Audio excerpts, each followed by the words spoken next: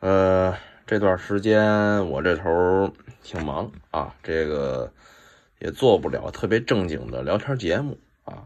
但是我就想着，这个我这节目更新的这么慢，这可能也是我粉丝不足的一大原因啊。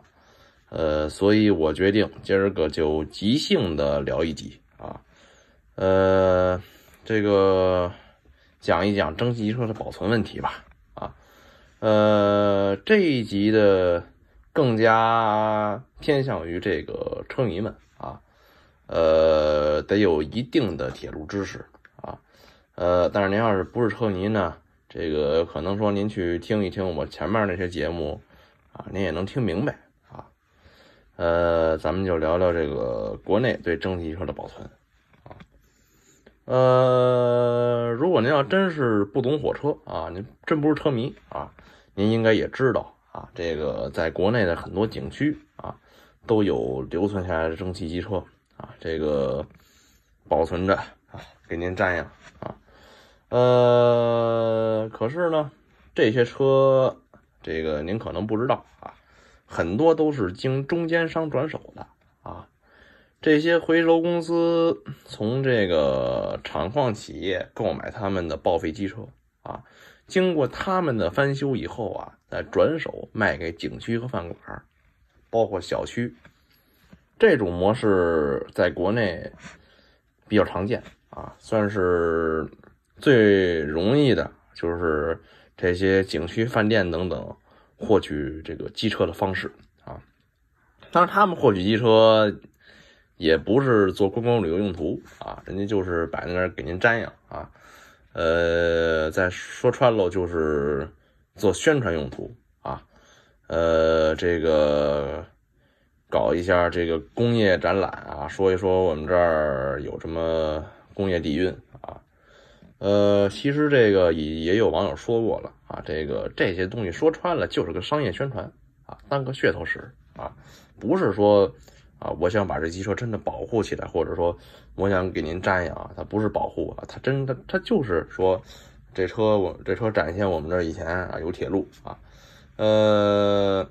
其实吧，你就摆个火车在那儿挺突兀的啊，这个再弄一点铁轨，这个你就比如说现在很多铁路公园的铁轨都是临时修的啊，这机车能放上去就不错了。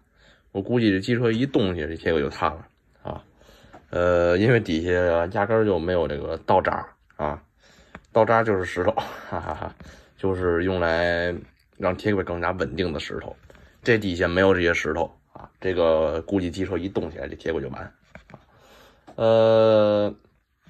这些机车，退役了以后就让回收公司给收了啊。收了以后，这个回收公司的翻修啊，这个就比较惨烈啊。怎么惨烈呢？其实很简单，就是因为他们的翻修是破坏性翻修。那位就说什么叫破坏性翻修啊？其实很简单啊，就是这个机车翻修了以后，它再也动不起来，而且不尊重历史啊。这些回收公司呢，首先他得这个把机车运回他们大院啊，他们的基地。怎么运回去呢？这个得切割啊。从这儿开始，这台蒸汽机车再也动不起来了。其实要想将一台蒸汽机车通过公路运输的话，要想拆的话，锅炉和车架子啊，应该是可以以常规方式拆开的。但是这些公司他们不会，这些公司他们通常是直接拿一个锯子给锯掉啊。您看这机车的散架了，它还怎么运行呀？是不是啊？而且他们这倒也简单粗暴啊，锯就直接锯，我也不管中间有什么，反正是个东西，是个铁皮，直接都锯下就行了啊。甚至说这个有一些机车的这个挡烟板啊，都给锯断了啊。您就比如说吧，这个有一台机车呀，它这挡烟板缺了一角，为什么缺了一角啊？因为当时锯断了以后，那角丢了啊，缺了一角就拿去滥竽充数展示去了啊。这还是第一步啊。这机车终于拉回了他们的大院啊，拉回他们的基地以后呢，下一步就要进行他们所谓的翻修了啊，给连杆重新刷漆啊，这连杆刷漆了以后，漆一冷却，这连杆还能动起来吗？您想想啊，是不是？窗户也得封死啊，封死了就没法往外观察了啊，是吧？这个看着确实挺华丽的，其实就是铝粉袋后面光，这车根本动不起来啊。一般刷的编号都是假的啊，或者说这个根本就不涂编号，甚至说他们还跟商家说您要什么编号给您涂什么编号啊，涂装什么的也会经常改。反正这个机车看着是不错，但是就是缺零件，而且动不起来，不尊重历史啊。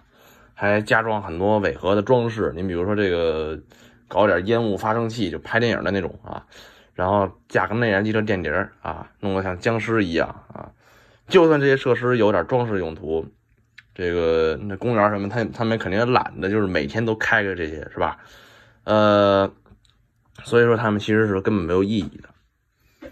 这是国内蒸汽机车保存状况最差的啊，但是其实也有好的，就是动态保存啊，让机车们都动起来啊。但是这种的国内就那么几个地方有啊，而且也开始慢慢的商业化了。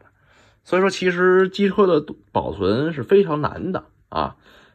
在国内来讲，蒸汽机车的保存比较烧钱啊，烧钱还是其次啊，最主要的呢是没多少人愿意干啊，因为国内的这个铁道文化没有国外丰富。国外你说我要保存蒸汽机车，那能招募到很多志愿者，那国内可没人愿意过去啊，甭说志愿者了，就是给他们工钱，他们也不愿意过去修火车去，你说是不是？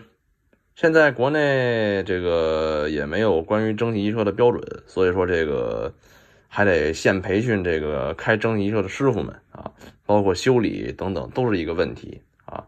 其实国内还是有技术造蒸汽机车的，关键是他们愿不愿意造啊。另外就是国内其实是有能力让蒸汽机车动起来的啊，这个能动起来蒸汽机车在国内也不少，但是关键是他们得真正愿意让蒸汽机车动起来啊。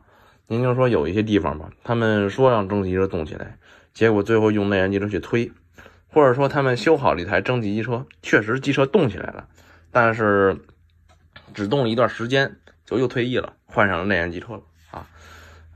所以说这个其实一切的一切还是在人啊，这个像什么环境污染等等，其实都不是问题。您想想，这要是作为一个旅游景点了啊，能把这个地方发扬光大，能为这个地方做宣传，而且这个还能保护文物，您说这污染环境还是事儿吗？